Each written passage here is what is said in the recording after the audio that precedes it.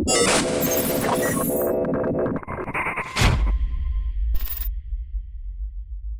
right, hi everybody, John Meadows here, and I'm with Nick and Mario. You know who these guys are if you've been watching our videos.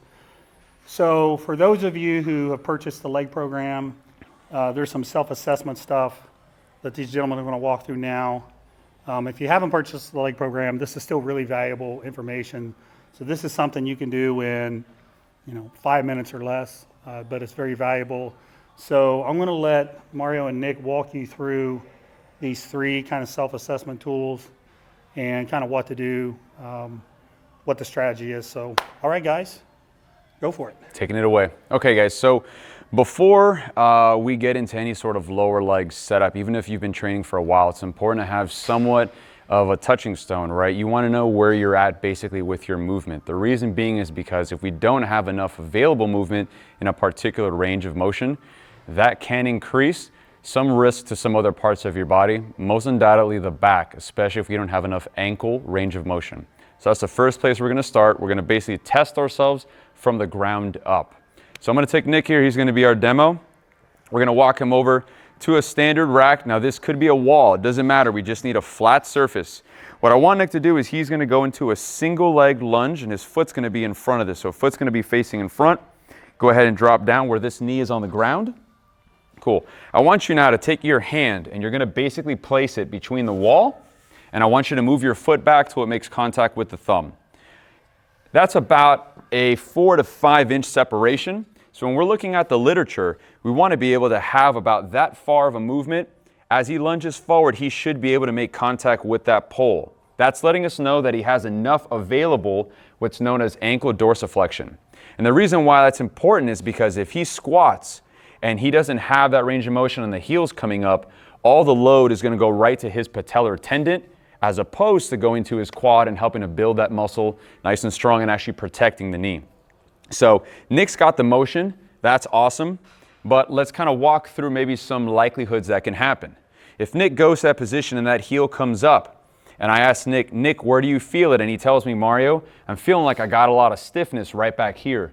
We're actually talking about a potential calf, not limitation, all right? It may just be that your calf is not used to being lengthened, or it's not compliant to going into this position. And this is something that we can fix with some loading strategies. And let's talk about those loading strategies before we go to the other end of the ankle. So the same test is a way that we can treat this. Having him work on keeping body weight on the limb and slowly loading, having a small hold and making his way back. It could be a hold as short as about 5 to 6 seconds. So let's hold that there. 1, 2, 3, 4, 5. Bear off. Come back on. 1, 2, 3, 4, 5. And we would want to do this before we go and actually train. Notice we're not holding for a long period of time. We're not trying to completely diminish what that muscle's ability is going to be to do to generate power during a squat. But we're trying to essentially improve some of the calf compliance and bring down some of that tone. Once he's done mobilizing that area and he's done as best as he can, he's at least done 10 repetitions, we're going to now want to actually start strengthening this muscle and working it through a range of motion. So what we're going to do is we're going to have Nick go ahead and come on up, buddy. We're making our way over here. I want you to have a seat on that bench. All right, so we're gonna go ahead and put that right over that leg. If you guys have a seated calf raise, this is gonna be the best tool you can use, but if you don't have a seated calf raise, this is our next best option. So now he's gonna load himself into the position that he can get into, and if we need more, we're gonna use a couple plates, right, stacked in the front of the foot to drive that heel down, but I want you to do now is give me a calf raise with it. We're gonna hold that calf raise for the same 5 seconds, drop back down, and right back up. So our first drill was just to help remove some of the tone, improve the compliance of the muscle lengthening. This next drill is now helping to strengthen the tendon side, because guys, when we train, our tendons are what help us to drive force. They're what helps us to basically move that weight, and we want to progressively load them so that they get healthier. And if you're limited back there, you can't simply mobilize and then jump the gun. You've got to put some time into it. So this drill would basically be done 1 time every day for the first week. The second week, we would taper down to 3 days a week and then taper down to 2 days a week. Each time we're doing roughly about 3 sets of anywhere from 10 all the way to 20 repetitions on either of them. All right, good deal. So let's say we go back to that same drill where we're on the wall or on the rack, and Nick tells me, Mario, you know what? That heel coming up, I feel a really big pinch in the front of my ankle. It feels like it's uncomfortable to get in there. That may be that the joint, right, the joint might need a little bit extra lubrication. We may want to put a little bit of influence on that area. So here's going to be a simple drill. Nick, I want you to go ahead and come on up. We're going to bring that foot now on top of this bench. I'm going to want you to put your hand here, and essentially what you're going to do is you're going to drive the force backwards as you piston the foot forward and come back off that position. If he needs a little bit more help, I'm going to show you what we're going to do. Maybe I should grab one of these bands, John. Now, mind you, the ankle joint is not a hinge joint. So what Nick is doing right here, and he already knows what's up with this, he's not just getting that dorsiflexion, he's also influencing a little bit of internal rotation. Now, if he holds here, he can also start to pocket some external and internal rotation. That's helping to just move fluid around the joint. It's also helping for that joint to communicate more information to his brain about the position of it. Because mind you, if you can't get in there and it's tight and it hurts, you've got to feed your brain some of that information so that it desensitizes and becomes more comfortable with it. If that's the case and it feels like it's tension in the front, rather than doing it once every day for 1 week, we're probably going to want to do that for once every day, at least for 2 weeks. It's going to take a little bit longer for the joint to adapt than really the muscle. All right, if he really has a lot of problem with that, he essentially would attach this to a rack behind him so he has a little bit more pull. And what you're generally looking for is pull that's coming down and below. And he would go through the same pattern of going forward and then working on internal rotation, external rotation. Mind you, I'm mimicking where this might be attached onto an actual rack. The same is true. He's going through about 20 repetitions. And when he's done with this, he's going to go right back to that loaded strategy. Go ahead and come out of that. He'd go right back to that same seated calf raise with weight. Again, it's just a different way to work it. Either we're going to be working the soft tissue or we're working the joint. Either or, we always want to load it at the end before we start training, okay? So we've covered the ankle. Ankle check's clear. Let's say you test it, looks good. You've been working at that. Let's go ahead and look at the knee joint, okay? So for the knee, Nick, let's go ahead and have you just lay down flat. All right, so normal range of motion of the knee, if the hip is at 90 degrees or roughly a little bit beyond it, that heel should be able to touch, right, just about the bottom end. I've got to put some force, Nick. I want you to go ahead and grab the bottom of your leg and go ahead and squeeze it. Nick's got adequate knee range of motion. This amount of flexion allows him to get into the deep end of the squat, which is very beneficial for the knee. For years, it was told, don't allow your knees to pass over your toes. But the reality is, biomechanically, it's very sound to do that. It's very safe to do that. And it may, in some cases, reduce the risk of developing knee osteoarthritis if we can get down into the bottom positions of that squat. So let's work through some scenarios that might happen. Let's say Nick can't get enough, right? It kind of hurts him when he gets into knee flexion, and he feels like he may have some stiffness just around the bottom end here of the knee joint. What I want him to do is he's going to take his hand. He's going to create a small space. Give me your other hand. We're going to place it up top. And what he's going to do is he's going to mobilize the knee joint. Now, what he's doing by putting a space here is he's actually helping this bone to move up. So every time you push down, go ahead and just get about like a 2-second hold and then release it. So every time he pushes down, that tibia, this lower leg bone, is gliding forward, and that's helping to create space. It's helping to move fluid. It's helping to also give his brain some good information about that new range of motion that he just might not have been able to access before. Once he goes through about 20 repetitions, we want him to now load it, okay? So the loading strategy he's going to use, Nick, let's get you to come up into a kneeling position, just like this, right? I want those big toes on the ground. I I want you to keep the glutes nice and tight. Hands are crossed over the chest. His glutes are tight so he protects his low back, and he's going to allow himself to start falling back to where he can tolerate. I'm here to guide him. Good deal. He's going to get a little pause, and he's pulling himself out of it. So what we're doing at this point is we are moving into knee flexion, but we're doing so with that quadricep protecting us. This is helping to go ahead and develop some of the strength needed, not just in the muscle, but mainly in the tendon. So we're loading now that knee flexion through the quad. Good, let's get one more in there. Awesome, good job. He would go ahead and perform somewhere around, remember this isn't meant to be completely fatiguing, so he may only have to do about 8 to 10 of these, okay, just to go ahead and start seeing some of that improvement. He would lay back down and then recheck it, and we should see that it's actually improved in the amount of knee flexion he has, okay? Now, actively controlling the knee flexion and getting more out of it is going to come from all of your traditional hamstring-based work. So go ahead and lay on your stomach. This means any of your prone or laying on your stomach hamstring isolation drills, right? Like if he had a standard prone hamstring machine, if he was using a band to perform this motion, go ahead and curl that. Now we're working actively to pull into knee flexion, but because we use the strategy of getting the quadricep first, he's going to have much more ability to recruit that hamstring, which might not have yet been used to pulling him into those deep end ranges, okay?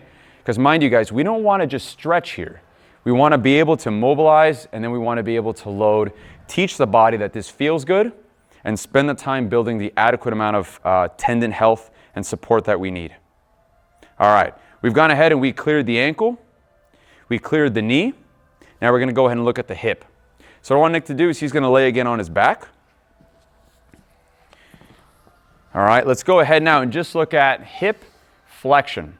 So I want you to take one of your knees, Nick. You're going to grab yourself from behind the knee, and you're going to go ahead and pull that knee as close as you can to chest. What we're looking for here is that he should be able to take the surface of his quad and make contact with his ribs. If he can do this, he's got an adequate amount of hip flexion. In the case that this is not available, we're going to work some strategies to help and improve it. But let's stick on the testing side first. We clear this. Good. I want you to go ahead and grab that foot now, Nick, with one hand. And you're going to now rotate the foot inward. This is looking at hip external rotation. And on average, we want to at least be able to get this foot just to come over this other hip. If we can do that, the hip is clear. This is enough range of motion. Now, what I want you to do, Nick, is now we're going to go the opposite direction. We're going to grab the foot and slowly rotate out. And what we're looking for here is that that foot should be in line with the opposite shoulder, as easy as that is. If we're in that position, the hip is clear, we're ready to train. If we don't have any of those, let's construct this down. Do you want to show them? Okay. Let's go ahead and show you guys what it can look like when you don't have enough hip internal rotation. Nick is a baseball player in the past. This was his stance leg that he would pivot over. This is what it might look like. So go ahead and let's show flexion first. All right, he clears our flexion test. Quad touches the chest. Let's grab the foot, external rotate. His external rotation, we can see, is a little bit more challenging, but he still is able to get it. That foot goes over the quad. And now let's look at hip internal rotation. Now, remember last time we said that hip internal rotation has to just make contact here? Nick's got an excessive amount of hip internal rotation, and really his limitation is going to be right here, right into hip external rotation. How this might affect Nick when he squats is it might force a lot more stress on his knee joint. So let's go ahead and do some correctives and work this out. So as far as it goes for improving something like hip flexion, it really is going to come from trying to get some mobility to the actual glute and getting a little bit of some tension on through the hamstring. So what I want you to do, Nick, is you're going to hold yourself from right behind the leg. You're going to pull yourself into where that amount of hip flexion would be, and I want you to just straighten your foot up. Good. Bring it back down. Load it again. Back down. So what we're doing here is think of this as an active way to facilitate improving compliance of the hamstring, which is going to help us to access a bit more hip flexion. On average, the glute might not be the limiting factor. It may be coming from the hammy. Good. Let's get one more in there. And now I want you to just give me an isometric hold. Good, bring it back down. We'll do one more. So again, this is gonna be now a 5-second hold he'll give me. Back down. Let's do one more. And we can already see how that's getting better. Awesome. We would retest again hip flexion. We might notice that hip flexion now is improved. If I want him to work on hip internal, external rotation, this is where our 90-90 ground stretch is gonna come into. So let's go ahead and get in position for 90-90.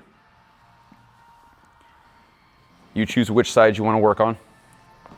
So a 90-90 ground stretch, and we've covered this in the past, this is a traditional, or at least it should be, your bread and butter strategy for improving hip motion.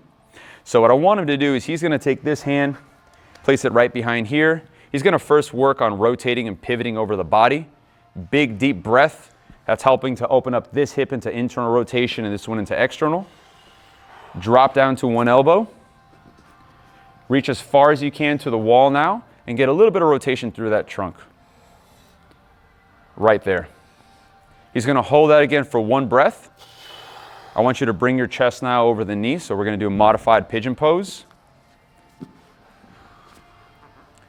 Good. Start fanning or scouring your way on over to the foot. Good. And now I want you to just go backwards, both hands behind you, supporting your body weight. Again, one good deep breath, and then we would repeat the pattern one more time. Okay? Hands on the thigh. Remember, you're going to use this first as a contact point to rotate. One breath. We drop down to the elbow. We reach to the wall. Work on some of that rotation. Mind you guys, your lat originates from your pelvis, so we want to get that involved with this. Good. Make your way around to the front of the leg for the modified pigeon pose. Good. Make your way around to the foot. Again, guys, we're not doing this for any prolonged sense of a hold. If this is something we're doing prior to training, go ahead and fall back. And in reality, with this position right here, we're really only looking at doing anywhere from 4 to 5 per side. We're not doing this for a very long time. This is meant to just activate and get you ready for the activity. Okay, that would be our mobility. He's ready to now start working on some active hip internal, hip external rotation. So if I wanted him to work on hip internal rotation, I want both hands over here, and I want you now to actively try to raise this foot up. Bring it down. I want you to just give me 10 reps. 2, 3, 4, 5. So we've already mobilized hip internal rotation. Now we're going to load hip internal rotation. Okay, good job. Let's have you now go ahead and lean back just a little bit. We've mobilized hip external rotation. Now what I want you to do is you're basically going to go ahead and see if you can lift this leg up towards you. Drop it back down. So now obviously we're working the internal adductors again, but this is helping us to start improving his ability to collapse over the leg. Same thing, just 10 reps.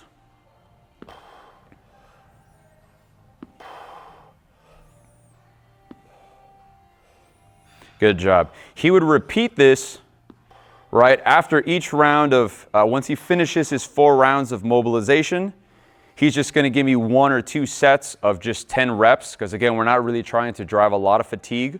We're just trying to get these tissues to start getting loaded at a very low level. And mind you, if we do have limitations and we're doing this once a week, once a day for the first week, we're not trying to do a ton of work that's going to make you extremely sore. So we just want to look at the overall volume being high, but or let's say this, the frequency is high, but the amount of intensity and volume is about moderate to low. I think that's a better way to actually state what's happening.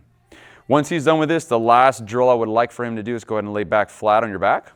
Now get that leg out of position, so you're just going to go back to being in hook line. So that means both knees bent. He's going to take that leg, bring it up, cross over. He's going to hold himself into hip external rotation, and now he's going to go ahead and give me a single leg bridge. Nope, single leg bridge. All right, this is going to help us to now actually start loading that hip extension. That is going to inadvertently help and improve his hip flexion because of how muscles work. When we contract one end, the other side has to relax just a little bit, but it's prepping him for the activity. All right, notice that Nick is really only getting just to about neutral for the hip, okay? If we really wanted him to, let's say this is, we're nearing our, the end of our first week. We've done good with all of our drills where we needed them, and it's ready to start applying a bit more intensity. Let's go ahead and use some strategies that come from science. And one of the best ways to get the last ranges of hip extension and hip external rotation are going to be from a movement that has you start on hands and knees. So Nick, let's get you to rolling over. We're going to be hands and knees position now. All right, so right out of the textbook literature, we want to go ahead and look at the application of hip extension. So go ahead, we're going to bring this leg up, hip external rotation, and we're driving that leg up as high as we possibly can. And this is done isometrically, right, for anywhere from 5 to 10 seconds. Good, just in that position. Notice that that knee is going to come through this angle. So go ahead and come on down. And it's going back at that angle. He's not simply just going into hip extension. He's going into extension and external rotation. For a lot of individuals, a lot of you ladies that are looking at building a good peak overall glute size, this is one of the best exercises that we can do that's supported by the literature. It actually shows that in athletes, practicing this exercise can help to reduce the risk of a hamstring injury because it helps to teach your glutes how to control the end range of extension, so you're not going to overburden your hamstrings when your glutes are just too weak because they're never trained this way. The progression with this would be to perform it with a band. I'm just going to show you what that looks like, guys, just so you have some completeness to the movement drill, and then we're done. So raise this leg on up, buddy. All right. So you can do this with a mini band. Let's say he had a small band wrapped around his legs. So go ahead, you're going to raise, let's do this leg. Yep. Again, he would focus on his 5 to 10 second hold. Hold there. 4, 5, down. Yep, making sure he's maintaining that angle of hip extension, internal rotation. He's trying to cheat here a little bit. I'm going to cue him to come down, and just give me one more. All right, good job. Okay, guys, so to just have a review, we want to make sure that we can check the ankle, knee, and hip to have adequate range of motion. We want to be assessing that because when we go into our squat position, if we're unable to have those, we're likely going to round at the back, or we're simply going to put too much load on our lumbar spine. Even if we can maintain a neutral spine, we may end up in this position as opposed to ending up in this position, which allows the weight to be more respective to your back, reducing a lot of the shear and stress that can happen down here, especially on the lower lumbar spine or on your sacroiliac joint. So when we can clear these areas and then we can load them, now we have a strategy for longevity, right? That means that we're putting ourselves in the right positions to practice the right movements with as best form as possible. Like I said before, if there's limitations you have in any one of these areas that you can test out, we're looking at least a low 10 to 20 repetitions for anywhere from 1 to 3 sets for the first week every day. Second week, 3 times a week, and the third week, 2 times a week. If they're the only one of these that we may do 1 time a day for 2 weeks is the ankle. If there's a lot of limitation in that ankle motion and it's really feeling like a pinch in the front, that's the one where we might want to spend some time. If you have severe pain with any of these movements, it would be best for you to seek the work of either a clinical provider that is focused on movement, so that can be a physical therapist, that could be an occupational therapist, that could be a chiropractor.